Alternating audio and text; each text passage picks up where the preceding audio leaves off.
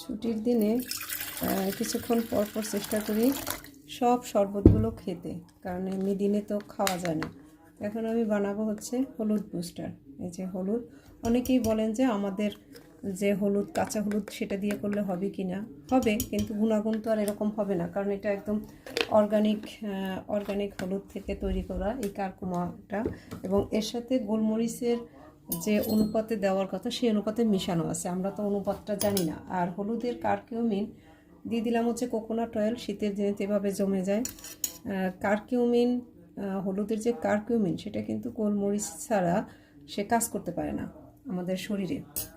যার জন্য আজ হচ্ছে যে পিওরেজা কালো জিরা মধু এক ভাই গিফট করছে, যে কে লাইফস্টাইল পালন করে, সে পাশাপাশি একটু নিরাপদ খাদ্য নিয়েও কাজ করছে। তো সে আমাকে একটুখানি মধু গিফট করছে, আমি সেই মধুটা দিয়েই আজকে বানাচ্ছি হচ্ছে হলুদ বুস্টার।